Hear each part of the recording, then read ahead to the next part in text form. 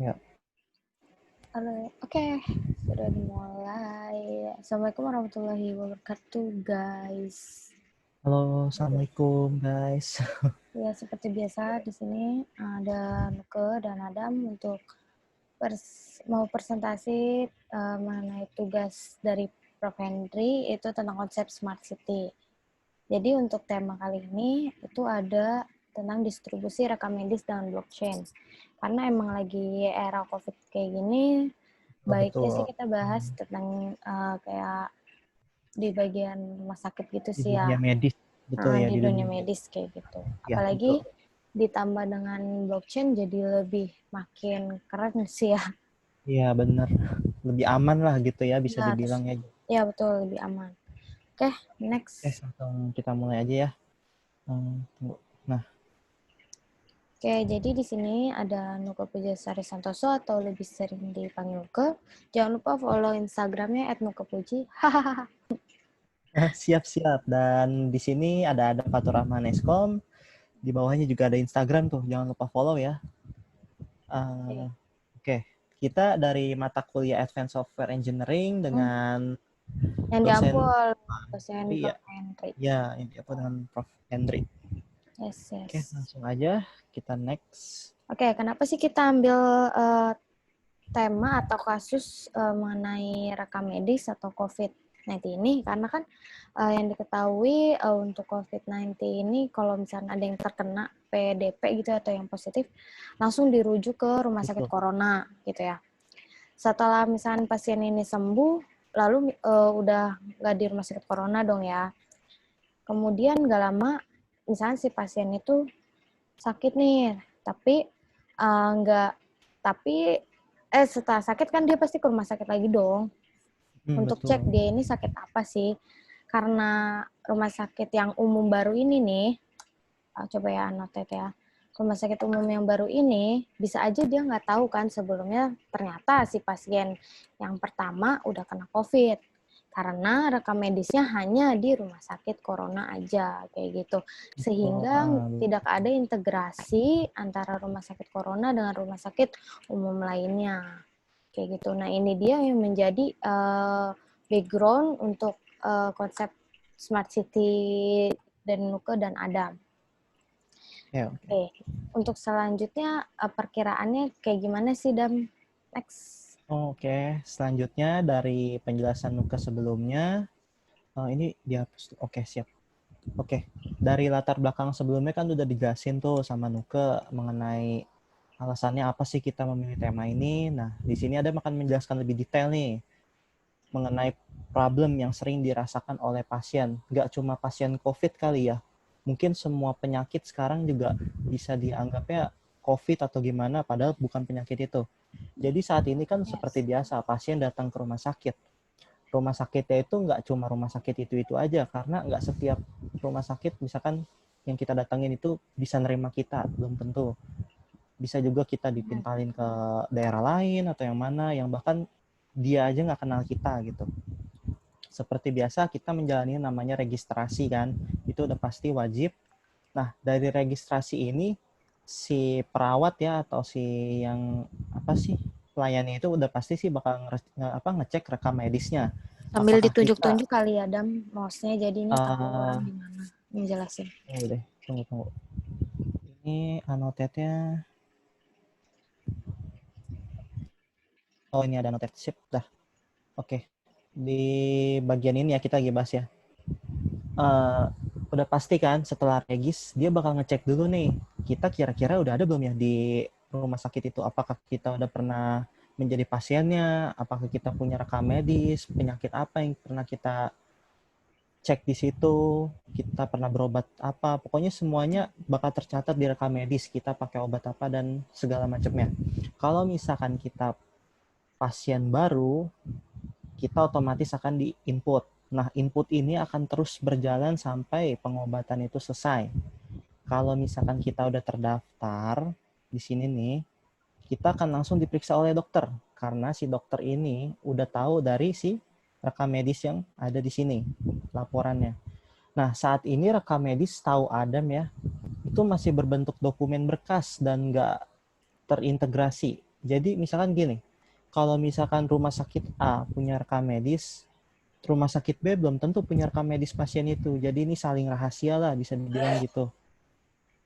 Dan kalau ini sangat berpengaruh sebenarnya. Kalau misalkan kejadian di rumah pasien itu datang ke rumah sakit B, otomatis dia harus ngecek lagi secara menyeluruh. Contohnya aja kayak COVID deh. Misalkan kita lanjut aja ya langsung ya ke penyakit menyeluruh. Kita udah pasti kalau misalkan rekam medisnya belum ada, kita disuruh cek dulu dong menyeluruh. Dan ini tentunya akan memakan waktu yang cukup lama dan biaya yang sangat besar. Lalu melewati proses uji laboratorium secara menyeluruh, proses uji lainnya. Nggak mungkin kita melakukan proses laboratorium, udah pasti ada CT scan dan sebagainya macamnya. Karena penyakit COVID itu kan ada penyakit dalam juga ya, paru-paru. Udah pasti ini ada proses uji lainnya. Nah, Iya, betul. untuk sampai ke hasil ujinya ini waktunya nggak sebentar. Hampir semua penyakit sih ya bisa dibilang, kecuali penyakit-penyakit kayak flu, batuk biasa ya, itu cepat. Kalau penyakit dalam itu membutuhkan waktu kurang lebih sih minimal 3 hari ya. Belum ada sih yang hari itu juga bisa jadi gitu. Pasti Intinya menunggu. butuh waktu lama ya. Iya, intinya butuh waktu lama. Dan setelah ini, baru kita nemuin dokter lagi. Dokter akan bacain, oke, diagnosanya seperti ini, pengobatannya seperti ini. Hasil pengetesan hari itu bisa jadi diagnosa si dokter ini salah. Karena itu kan baru satu kali ketes. Dan hasil pengetesan itu nggak 100% akurat. Jadi diagnosa dokter ini bisa juga salah. Padahal dia flu biasa dianggapnya COVID. Dikasih obat-obatan yang tentu harganya bakal mahal banget. Nah, dari hasil pengobatan ini munculnya tuh berkas rekam medis yang disimpan secara tradisional. Maksudnya disimpannya kayak berkas pada umumnya gitu, di lemari-lemari lah gitu. Udah selesai deh habis itu. Dan note-nya di sini udah ada ya. Kalau misalkan menjalani proses ini semua udah pasti bakalan banyak memakan waktu yang lama dan biayanya cukup besar. Oke, selanjutnya mengenai bisnis model kanvasnya Ya, dari jadi sistem rumah sakit blockchain ini. Oke, kamu jelasin ya. ya betul. Jadi di sini selain kita bahas yang tadi berusaha untuk coba membuat bisnis model kanvanya begitu. Betul. Oke, lanjut aja ya langsung ya. Oke. Di sini kita udah bisnis model Canva itu kan terdapat 9 poin ya. Bisa dilihat di sini. Tunggu, ada annotate dulu. Oke, udah di annotate. Di sini ada key partner. Maksudnya itu key partner itu seperti kayak partner yang terdapat di sistem ini ya. Contohnya partnernya udah pasti rumah sakit. Ini sebagai pengguna ini udah pasti. Lalu pasien, dokter, blockchain-nya sendiri juga, lalu smart contract developer untuk membangun sistem itu udah pasti, dan Kementerian Kesehatan ini udah juga pasti wajib karena ini menyangkut data rekam medis pasien. Lalu di nomor 2 ada key activity. Activities? Artinya aktivitas apa yang dilakukan, yaitu menyimpan rekam medis pasien, menyimpan data dokter, lalu bagaimana caranya mengolah itu agar terdistribusi dengan baik. Lalu ada key resource. Key resource ini bisa dibilang apa sih ya? Kayak contohnya tuh kayak pengguna ya, bisa dibilang ya. Resource-nya ya. Nah, di sini ada pasien, ada dokter, peran-perannya tuh ada perawat, apoteker, aplikasi blockchain, cloud, dan programmer. Dari sini semua sumber sih bisa didapetin ya untuk aplikasi blockchain ini. Lalu ada value proposition. Ini maksudnya seperti apa sih kayak proposition dari sistem si blockchain ini? Pertama, rekam medis si pasien dengan sistem ini dapat terdistribusi dengan baik. Udah tahu kan kalau blockchain itu manfaatnya seperti apa, yaitu manfaatnya desentralisasi. Jadi udah nggak ada lagi tuh kayak si rumah sakit A nyimpan rekam medisnya sendiri, terus di B nyimpan rekam medisnya sendiri, sedangkan si C nggak punya. Jadi nggak ada lagi kayak gitu. Kalau misalkan si A simpen, otomatis semua seluruh di Indonesia ini pasti nyimpen selama terhubung dengan jaringan publik blockchain. Dan Penyimpanannya udah pasti dong, itu tingkat keamanan tinggi karena saat ini blockchain bisa dibilang hampir mustahil di hack karena dia menggunakan berkali-kali hash ya, bisa dibilang seperti rantai gitu lah blockchain. Kalau satu dihack, satu komputer dihack misal di rumah sakit A, ya maka di komputer rumah sakit B, C, Akan yang lain-lainnya kedetek. itu iya akan detect nih, oke ini ada data yang nggak benar, otomatis itu akan di recovery lagi. Jadi nggak bisa itu, hacker nggak bisa ngehack satu aja, kalau mau dia ngehack se Indonesia dan itu nggak mungkin, biayanya sudah sangat besar. Lalu ada lagi customer relationship. Nah ini tuh artinya pelayanan apa sih yang kita kasih ke customer. Pertama ada pemeriksaan cepat, diagnosis akurat, lalu pengurangan biaya dan waktu yang signifikan. Ini bakal bermanfaat banget sih buat pasien pastinya. Lalu ada customer segment. Segmennya target dari apa sih sistem ini tuh apa? Rumah sakit pemerintah dan swasta udah pasti, lembaga kesehatan juga udah pasti, Kementerian Kesehatan ini udah pasti ya. Lalu lembaga penelitian, maksudnya lembaga penelitian tuh seperti kayak COVID ini, penelitian pasti udah pasti butuh data-data kayak pasien ya, misalkan pasien di sini ada berapa ribu, berapa apa sih berapa ratus ribu orang yang terkena penyakit ini dan sebagainya, itu pasti dibutuhin banget. Lalu ada channel di sini, maksudnya kita tuh dalam bentuk apa sih, misalkan kayak si sistem ini, sistemnya bisa berbentuk website ataupun sistem desktop. Pokoknya itu sistem terintegrasi dengan blockchain. Lalu cost, biaya yang dibutuhkan ya. Ya. Pertama udah pasti sih dalam blockchain itu ada transaksi, tapi bedanya di blockchain ini transaksinya sangat murah biayanya ya. Bahkan bisa dibilang 0,0000 rupiah lah, pokoknya banyak banget nolnya itu per satu kali transaksi. Transaksi di sini artinya ketika kita menyimpan data rekam medis itu dihitung satu transaksi. Yes. Ketika kita minta juga itu satu transaksi. Jadi bisa dibilang ini benar-benar hemat sih dibandingkan kita harus menyimpan data di lemari, entar rusak, entar kehilangan data pasien, ujung-ujungnya kan itu merugikan rumah sakit juga, kurang terpercaya lah bisa dibilang. Terus ada jaringan internet, udah pasti ya karena harus terhubung dengan internet. Lalu infrastruktur sendiri ini juga udah pasti karena blockchain sendiri membutuhkan infrastruktur yang bisa dibilang sih ya nggak tinggi-tinggi banget, tapi seenggaknya itu bisa berjalan lah gitu. Lalu revenue, pendapatan kita tuh dari mana sih? Setiap transaksi medis yang disimpan itu pasti kita mendapatkan apa? Pendapatan ya, walaupun hanya kecil tapi bisa dihitung kalau misalkan itu ada banyak rumah sakit, itu akan menjadi keuntungan tersendiri. Lalu biaya langganan, misalkan kita mau menerapkan biaya langganan sistem itu juga bisa. Jadi per rumah sakit akan membayar langganan si sistem kita. Mungkin jumlahnya nggak terlalu besar sih ya, tapi itu juga pemasukan yang cukup lumayan sih ya di dalam bisnis. Oke, selanjutnya akan dijelaskan. Oke, oleh Nuke ya. Ya.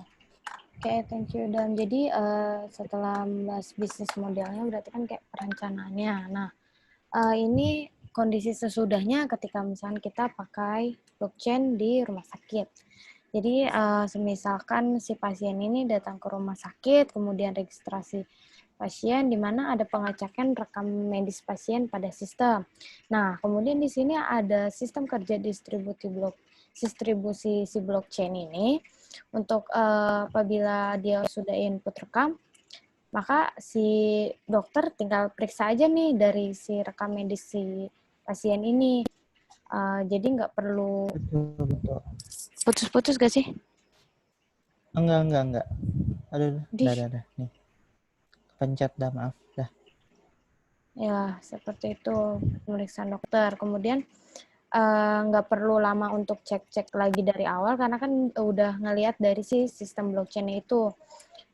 Tinggal lanjut ke pengecekan tertentu, emang bisa dikatakan misalkan pasien setelah COVID ini,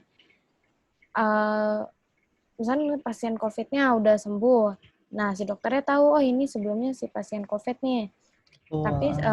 Tapi pas setelah dicek lagi ternyata nggak gitu, ternyata udah masih tetap negatif lah, kayak Iya. gitu. Jadinya lebih memudahkan. Terus juga maksudnya si dosen kan, dokternya jadi lebih was-was karena sebelumnya kan dia COVID gitu ya. Kalau misalnya Iya. pasien biasa kan jadinya nggak gitu was-was, maksudnya gitu. Nah, setelah di pengecekan terus ke uji laboratorium, nggak lama keluar hasil pengecekannya dan diagnosa dokternya pun keluar. Habis itu dikasih pengobatan dengan obat-obat tertentu sesuai kondisi pasien. Setelah itu selesai. Nah, terus di sini juga ada notnya bahwa proses pengecekan dan pengobatan dapat dilakukan dengan cepat dan dengan cepat di rumah sakit manapun karena tidak memerlukan pemeriksaan secara menyeluruh karena adanya rekam medis pasien yang terdistribusi dengan baik pada jaringan blockchain. Dan sebelumnya sudah disampaikan bahwa rekam medis pasien itu nggak bisa diubah, dan nggak bisa diubah satu huruf pun karena semuanya Betul. sudah blockchain kayak gitu. Dan biayanya sih Tuh, emang jadi ada lebih mau kecil. nambahin juga ya. Ada Oke, nambahin juga ya. Jadi blockchain ya. itu sifatnya apa ya? Irreversible lah gitu. Bisa dibilang dia itu nggak bisa diupdate. Sekali kita udah import, ya udah begitu adanya keadaannya satu transaksi itu nggak bisa dihapus dan nggak bisa diapa-apainin. Kita cuma bisa melihat aja. Dan pengecekan tertentu ini sebenarnya mempermudah sih ya. Jadi nggak usah ngecek penyeluruhan yang makan waktu banyak banget. Kalau emang dia COVID, ya udah kita cek di situ aja. Jadi hasil diagnosa pun lebih akurat dan obatnya itu benar. Dan rekam medisnya di sini kan lengkap tuh. Dia mau dari rumah sakit mana aja itu semua ada. Jadi dokternya juga enak lah gitu. Apa sih kayak mau diagnosanya gitu. Dia bisa ngeliat dalam 10 tahun ke belakang nih dia sakit apa aja.